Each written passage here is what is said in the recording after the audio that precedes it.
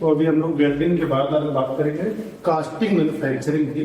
किसी भी वर्कशॉप के अंदर, जैसा कि शुरू में हम लोगों ने बात की थी कि कुछ ऑपरेशंस होते हैं जिससे आप रॉ मटेरियल से फाइनल प्रोडक्ट या जो भी रिक्वायर्ड प्रोडक्ट होता है उस पर कन्वर्ट करते हैं वर्कशॉप में, जिसमें कुछ ऑपरेशंस के बारे में बात करते हैं। जैसे कि एक मशीनिंग बताया था, मशीनिंग में क्या है कि किसी मशीन पर आपका जो जॉब है उसके ऊपर से कोई चीज रिमूव की जाती है डिजायर्ड शेप पाने के लिए। वेल्डिंग बताया था, दो छोटे छोटे पार्ट्स को ऐड करके जोड़ा जाता है कुछ एडिशनल मटेरियल देके। तो मशीनिंग जितना भी था उसको मैंने बताया था सब्सट्रैक्टिव मैन्युफैक्चरिंग प्रोसेस होता है, जहां से आपका डेल्टा एम नेगेटिव जाता है। दूसरा वेल्डिंग या क्लैडिंग का कुछ पार्ट बताया था जहां पर आपका एडिटिव मैन्युफैक्चरिंग प्रोसेस होता है। कुछ मैंने बताया था कि जहां पर कोई पार्ट आपके जॉब का उसका वॉल्यूम से ना कम होगा ना बढ़ेगा, सिर्फ हम उसकी शेप को चेंज करेंगे। जिसमें मैंने बताया था कि एक मेटल फॉर्मिंग ऑपरेशन होता है, एक कास्टिंग ऑपरेशन होता है। तो उन्हीं में से एक कास्टिंग ऑपरेशन है जहां पर हम किसी भी मटेरियल को इस प्रोसेस में फाइनल प्रोडक्ट के रूप में प्राप्त करते हैं। ठीक है, और यहाँ पर एक होता क्या है कि जब कोई मटेरियल है, ऐसे मटेरियल्स का यहाँ पर कास्टिंग करके एक प्रोडक्ट बना सकते हैं जो बहुत ज्यादा हार्ड या रेनफोर्समेंट मटेरियल हो, मेटल मैट्रिक्स कंपोजिट हो या कुछ और जो कन्वेंशनल मशीनिंग से नहीं किए जा सकते हो या करना बहुत मुश्किल हो या बहुत कॉस्टली पड़ जाता हो। तो ऐसी जगहों पर कास्टिंग प्रोसेस को फॉलो करते हैं और इस कास्टिंग प्रोसेस से आप सबसे आसान शेप का और कॉम्प्लेक्स से कॉम्प्लेक्स शेप तक के सारे प्रोडक्ट को आप मैन्युफैक्चर कर सकते हैं। हार्ड से हार्ड और सॉफ्ट से सॉफ्ट सारे मटेरियल्स को आप कास्ट कर सकते हैं। छोटे से छोटे आकार में से लेकर बड़े से बड़े आकार तक के प्रोडक्ट को मैन्युफैक्चर कर सकते हैं। ठीक है, इसका मेन मतलब कास्टिंग का है क्या, ढलाई। जैसे कि इसका नाम है कास्टिंग, किसी भी चीज को कास्ट करते हैं। कैसे कास्ट करते हैं? जो भी आपका मटेरियल है, जिस मटेरियल से रॉ मटेरियल से आपको कोई फाइनल एक प्रोडक्ट बनाना होता है, तो उस मटेरियल को आप अलग अलग फर्नेसेस होती हैं, भट्टियां होती हैं, उन भट्टियों में उसको गलाते हैं पूरा। ठीक है, लिक्विड स्टेट तक ले जाते हैं। फिर उस लिक्विड स्टेट के मटेरियल को आप जिस शेप में, जिस आकार में, जिस साइज में आपको प्रोडक्ट मैन्युफैक्चर करना है, उस शेप साइज का एक कोई सांचा बनाते हैं, एक कोई कैविटी बनाते हैं, एक कोई खाली स्थान बनाते हैं, किसमें, किसी मिट्टी के अंदर, किसी मोल्डिंग सेल के अंदर। ठीक है, उसमें हम उस मोल्डेड फेस के मटेरियल को लेट डाउन कर देते हैं, यानी कि उसमें उसको उड़ेल देते हैं, सॉलिडिफाई होने के लिए टाइम अलाउ करते हैं। फिर हम कुछ देर बाद देखते हैं कि वो मैन्युफैक्चरिंग या वो पार्ट आपका डिजायर्ड शेप, जिस शेप की आपने कैविटी बनाई होगी कभी, उसी शेप में मिल जाता है और उसको बाहर ड्रॉप आउट कर लेते हैं। ठीक है, मशीनिंग और फिनिशिंग करके फाइनल प्रोडक्ट का रूप मिल जाता है हमें। अब ये जो यहाँ पर दिए हम आपको स्कीमेटिक डायग्राम दिखाए हैं, इस स्कीमेटिक डायग्राम से आपको काफी हद तक वो चीजें पता चल जाएगी कि क्या क्या होता है, कैसे कैसे करना है। होता क्या है, जैसे मैंने बताया कि एक आपका रॉ मटेरियल होगा। ठीक है, उस रॉ मटेरियल को तो आपने किसी फर्नेस पर मेल्ट कर लिया, लेकिन अब उसको जैसे मैंने बहुत आसान तरीके से बता दिया कि कोई कैविटी होगी, उस कैविटी में उसको लेट डाउन कर लेंगे। लेकिन वो कैविटी बनाएंगे कैसे? तो वो कैविटी अगर आप इस डायग्राम को एक एक करके देख लेते हैं तो आपको एक इनिशियल टच मिल जाएगा। फिर हम एक एक पार्ट्स को पूरे चैप्टर में डिस्कस करते रहेंगे। यहाँ पर है क्या कि सबसे पहले तो हम कुछ फ्रेम बनाते हैं मेटल का।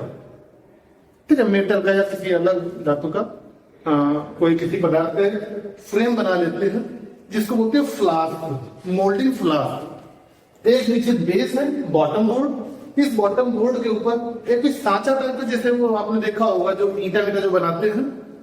ठीक है, एक सांचा होता है लकड़ी का, तो उसी तरीके का कोई फ्रेम टाइप का है, यहाँ पर आपने रख दिया। ठीक है, दो पार्ट में कर लेते हैं, एक पार्ट नीचे होगा आधा और आधा ऊपर होगा। आधा आपने पहले कर दिया, इसके अंदर फिर आपने क्या बन गया, सैंड, मिट्टी बन गई, क्योंकि मिट्टी का रिफ्रैक्टरी टेम्परेचर बहुत ज्यादा होता है, रिफ्रैक्टरी नेचर उसके होता है। यहाँ पर मोल्डिंग मेटल अगर इसके कॉन्टेक्ट में आएगा, आप किसी और मटेरियल का बनाएंगे तो वो मेल्ट आउट हो जाएगा और अपनी जो शेप आपने डिजाइन कर रखी होगी वो लॉस्ट हो जाएगी। ठीक है, तो बेसिकली यहाँ पर सैंड का इस्तेमाल करेंगे, सैंड की प्रॉपर्टीज और उनका जो भी है वो सब देखेंगे बाद में। तो सैंड आपने पहले इसे भर दिया। ठीक है, सैंड भरने के बाद रेनिंग कर देते हैं। अच्छा, रेनिंग करने से पहले एक चीज यहाँ पर भी खाली, मान लीजिए कि आपको कोई प्रोडक्ट ऐसे बनाना, ये देखिए वाले जीरो ऐसे करके ऐसे आपको कोई प्रोडक्ट बनाना है, तो इस तरीके का एक पहले से कोई पैटर्न बनाएंगे। पैटर्न का मतलब एक रेप्लिका, जिस तरीके का प्रोडक्ट आपको चाहिए होगा उसी प्रोडक्ट के शेप और उसी साइज का एक कोई प्रतिरूप बना लेंगे। अभी पैटर्न पर हम लंबी डिस्कस करने वाले हैं। एक प्रतिरूप बना लेंगे और इस प्रतिरूप को इस सैंड के साथ में रख देंगे, पहले प्लेस कर देंगे, ठीक है। बाकी पूरे में मिट्टी भर देंगे, सैंड भर देंगे, रैमिंग कर देंगे, ठीक है। रैमिंग करने के बाद जैसे सांचा भी नीचे था वैसे सांचा ऊपर से रख देंगे, ठीक है। उसमें भी पूरी मिट्टी भर देंगे। मिट्टी भर दी आपने। अब ये कुछ यहाँ पे पासेज आप बनाएंगे पहले, क्योंकि यहाँ पर सीधे अगर आपने कोई कैविटी बना ली है या बन जाएगी तो यहाँ से यहाँ तक अंदर मटेरियल जाएगा फिर से, तो इसके लिए पूरे पास बनाएंगे। पास में कुछ इस तरीके से होगा, अभी हम उसका डिस्कस करेंगे। और इस तरीके से एक राइजर बनाएंगे, ठीक है। ये पहले ही बनाएंगे, पहले तो पूरे इसको दबा देंगे पैटर्न को। जब सूख जाएगा तब इस नट बोल्ट को टाइट कर देते हैं दबाते समय। फिर जब सूख जाता है तो इसमें क्या करते हैं, अनबोल्ट करके ओपन कर लेंगे। ओपन करने के बाद जो आपने यहाँ पर दबाया हुआ है पार्ट बाहर से, इसको आप निकाल लेंगे। जब निकाल लेंगे तो आप देखेंगे इतनी जगह आपको खोखली जगह बन जाएगी, होले स्पेस बन जाएगा, बाकी जगह पर सैंड भरी हुई है ना। तो जब ये आपको यहाँ पर हॉलो जगह मिलेगी, अब हॉलो जगह में कुछ अलग अलग टूल्स होते हैं, उन टूल की सहायता से यहाँ पर आप कुछ एक रास्ता टाइप की, नाली टाइप की बना देते हैं, ठीक है, जहां से कोई मटेरियल यहाँ पर जा सके, एक कॉन्टेक्ट बन जाए, ओपनिंग एक मिल जाए। और इसी तरीके से एक वर्टिकल पार्ट रखते हैं। और इधर भी आप कुछ राइजर के नाम से एक अलग पार्ट खाली स्थान बना सकते हैं। कितना आपका कंप्लीट हो गया, आपने इसको टाइट कर दिया। टाइट करने के बाद जिस भट्टी में आपने मटेरियल को मेल्ट किया है लिक्विड फॉर्म में, उस भट्टी से मटेरियल को लेडल होते हैं, लेडल मतलब चम्मच टाइप के होते हैं बड़े बड़े से, तो उसमें एक बेसिन टाइप का रहता है, उससे आप भरते हैं और यहाँ से उड़ेलना शुरू करते हैं। इसको बोलते हैं लेड करना या पोर करना। पोर मतलब उड़ेलना है ना, यहाँ से आप उड़ेलते हैं।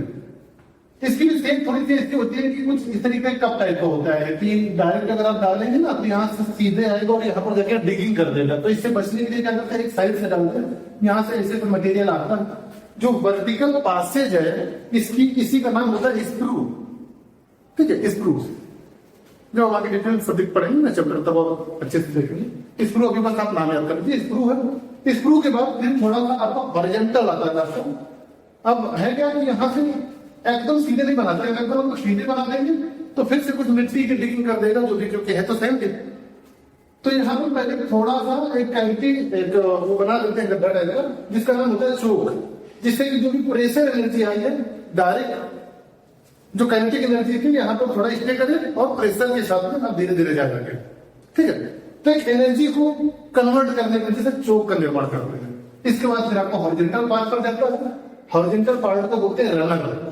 वर्टिकल को आपने बोला क्या बोला, स्क्रू, हॉरिजॉन्टल को रनर। और जो ये कप टाइप का है इसे बोलते हैं पोरिंग कप, जहां से आपने पोर किया है लिक्विड फेस में मेटर को। पोरिंग कप या बेसिन बोल सकते हैं, पोरिंग बेसिन है ना।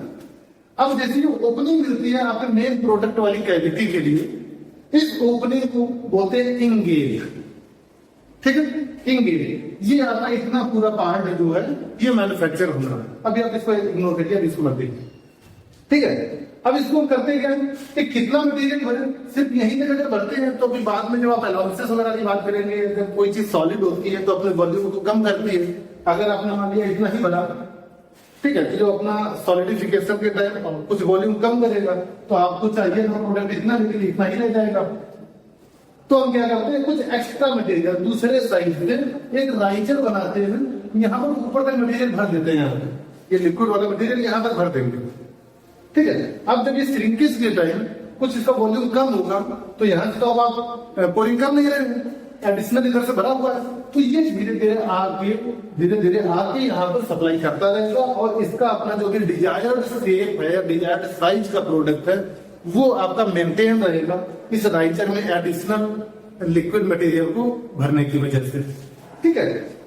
इतना करने के बाद अब इसको अलाउ कर देंगे सॉलिड होने के लिए, थोड़ा टाइम दे देंगे, सॉलिड हो जाएगा तो फिर आप इसको अनबोल्ड करके ऊपर वाला पार्ट निकालेंगे, नीचे वाला पार्ट निकालेंगे, फाइनल प्रोडक्ट आपका मिल जाएगा, ठीक है। अब ये आपने जो देखा नीचे एक मैंने बताया था फ्लास्क था, एक ऊपर फ्लास्क था, तो नीचे वाले फ्लास्क का नाम है ड्रैग, इसको ड्रैग के नाम से बोलते हैं, पॉपुलर नाम है। और ऊपर वाले पार्ट को बोलते हैं को, COPE को। ठीक है, ड्रैग और को कंफ्यूजन नहीं होना, ड्रैग मतलब डाउन, ठीक है, को मतलब ऊपर वाला। ठीक है, ये चीज हो गई। अब को और ड्रैग को जो डिफ्रेंशिएट करता है, तो एक यहाँ पर सूखी मिट्टी भी डालते हैं, उसको पता है कि पार्टिंग सैंड, कई टाइप की सैंड होगी, जिससे कि ये सैंड भरने के बाद आप इसको अनलोड करें, ओपन करें तो सेपरेटर का काम कर जाए। ठीक है, सेपरेट में सूखी मिट्टी इस पे डाल देते हैं बालू टाइप की। तो वो इस जो लाइन है जो डिस्टिंग्विश कर रही है कोप और ड्रैग को, इसको बोलेंगे पार्टिंग लाइन। और जो सरफेस होगी वो वाली, उसको बोलेंगे पार्टिंग सरफेस। ठीक है, तो ये चीज तो आपकी हो गई बेसिक जो हम कास्टिंग प्रोसेस के अंदर करेंगे। अब हम डिटेल में बात कर, हाँ अब एक चीज और रह गई थी जो मैंने कहा था, अभी इग्नोर करो। कुछ हमारे पास ऐसे प्रोडक्ट मिलेंगे, जैसे कि कोई मान लीजिए कि आपको पार्ट बनाना है, ठीक है, इसके बीच में अगर होल बनाना है, तो फिर अब आप क्या करेंगे? क्योंकि पैटर्न तो आप ऐसा बना देंगे, इतनी कैविटी बना देंगे, जो भी लिक्विड मटेरियल आएगा सॉलिड होने के बाद पूरे इसी तरीके का आपको प्रोडक्ट मिल जाएगा। अगर इसके अंदर होल कोई बनाना है, कोई भी खोखला कुछ भी डिजाइन सेम करनी है, तो हम फिर क्या करेंगे? फिर वहां पर यूज करेंगे कोर। इस तरीके का हम एक स्ट्रक्चर बनाते हैं, कोर जिसको बोलते हैं CORE। उस कोर को इस पूरी बनी जब कैविटी बना लेते हैं, कैविटी जब कंप्लीट हो जाती है, तो फिर उस कोर को जिस शेप का, सर्कुलर या जैसा भी शेप होगा, उसी शेप का एक स्ट्रक्चर बना के, एक कंपोनेंट बना के बीच में प्लेस कर देंगे। जब हम प्लेस कर देंगे तो यहाँ से आपका लिक्विड मटेरियल आएगा, चारों तरफ फिल होगा, इतनी जगह पर नहीं जाएगा, है ना? तो इसको बोलेंगे कोर। इसके बाद एज की सारा प्रोसेस हमारा वही रहेगा। सॉलिड होने के बाद इसको अनबोल्ड करेंगे, ओपन करेंगे, निकालेंगे। जब निकालेंगे तो पूरा प्रोडक्ट निकलेगा। ये कोर आप अलग कर लेंगे, तो बीच में खाली जगह मिल जाएगी, है ना, होलो कैविटी मिल जाएगी। तो ये होता है कोर। अब एक चीज भी और आएगी, कोर प्रिंट। कोर प्रिंट क्या है? किसी कोर भी आपने यहाँ पर लगा दिया, बाकी चारों तरफ खाली जगह है, तो इसको रोकेंगे कैसे? लिक्विड आएगा, अपना को प्रेशर देगा, तो अभी आपको सीधी का थोड़ा तिरछी हो सकती है या मिसप्लेस हो जाएगी। ठीक है, तो इसको रोकने के लिए फिर कुछ अलग अलग तरीके से इसकी होल्डिंग करने के लिए स्ट्रक्चर बनाएंगे या कुछ शेप्स बनाएंगे, जिसको जैसे कि यहाँ होल्ड कर देंगे, इधर होल्ड करेंगे, या ऊपर कहीं किसी तरीके से होल्ड करेंगे। तो कोर को अपनी पोजीशन पर लोकेट रखे रहने के लिए जो सपोर्टिंग स्ट्रक्चर बनाएंगे, उसको बोलते हैं कोर प्रिंट। ठीक है, क्या बोलेंगे? Core print. तो ये तो हमारा भी बेसिक टेस्ट अगर आपको मिल गया हो कि कास्टिंग के अंदर हम क्या करते हैं, कास्टिंग से कैसे प्रोडक्ट को बनाते हैं, तो वो भी एक आपको बेसिक टेस्ट मिला। एक एक करके हम लोग बात करेंगे। इसके पहले हम बात कर लें, अभी जो चीज बताई है किसी को सिस्टमेटिक वे में बोले, तो टोटल कास्टिंग करने में कितने हमारे प्रोसेस होंगे, कितने स्टेप होंगे, वो स्टेप फॉर कास्टिंग की अगर हम बात करते हैं, ये 5 टाइप के स्टेप होंगे। कितने होंगे? 5 स्टेप। इसमें सबसे पहले एक हो जाएगा pattern making.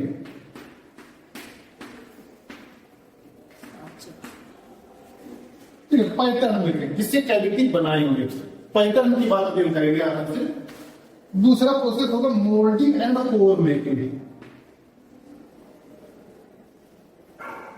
Moulding and core making हमारा ऑप्शनल है। अगर कोई होलो कैविटी नहीं है किसी फाइनल प्रोडक्ट में, जो भी प्रोडक्ट आपको बनाना, तो फिर कोर बनाने की जरूरत नहीं है, तो इस वजह से इसको ऑप्शनल कह सकते हैं। अगर है तो कोर मेकिंग करेंगे। Third part melting and casting. Fourth step है इसका फैटलिंग।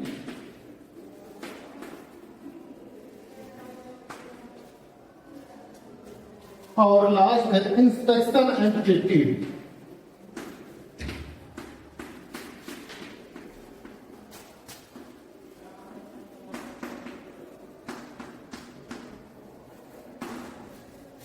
ठीक है, 5 स्टेप में कास्टिंग प्रोसेस या कास्टिंग मैन्युफैक्चरिंग कंप्लीट होती है, जिनमें हम एक एक करके फिर देख लेते हैं। इसका सबसे पहले जो पैटर्न मेक करेंगे, पैटर्न का यूज क्या होगा? सैंड के अंदर जिस तरीके का प्रोडक्ट आपको चाहिए होता है, उसी तरीके की कैविटी का निर्माण करना। ठीक है, तो कैविटी निर्माण करने के लिए सेल के बीच में कोई चीज अगर खोखली करनी है तो हमें उसी साइज उसी शेप का एक कोई सॉलिड पीस रख दें, बाकी मिट्टी भर दें, उसके बाद सॉलिड पीस को बाहर निकालेंगे तो वो कैविटी बन जाएगी। जो सॉलिड पीस है वो solid piece same to same in size in shape final product जो रिक्वायर्ड प्रोडक्ट है उसी के जैसा होना चाहिए, उसको बनाएंगे। उसके लिए कौन कौन से मटेरियल होंगे, क्या क्या कंडीशंस होंगी, ठीक है, क्या क्या रिक्वायरमेंट्स होगी, वो सारी चीजें अभी बात करेंगे। फिलहाल अभी आप मानिए कि पैटर्न बनाएंगे कैविटी का निर्माण करने के लिए किसी सैंड या मोल्ड के अंदर। दूसरा है मोल्डिंग एंड कोर मेकिंग। जब आपने पैटर्न बना लिया तो अगला स्टेप क्या है, मोल्ड बनाएंगे।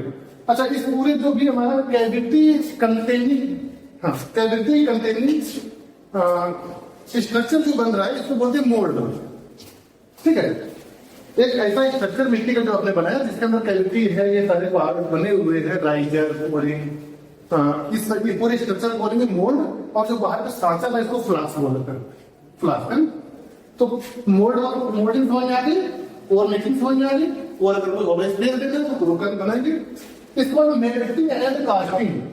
अब ये कोई फर्नेस होगी, उस फर्नेस में जो इस मटेरियल का आपको प्रोडक्ट बनाना है उस प्रोडक्ट को गलाएंगे, मेल्ट करेंगे हाई टेम्परेचर के साथ मिला के और वो लिक्विड फॉर्म में आ जाएगा, ठीक है। ये भी हमारे स्टेप हो गए।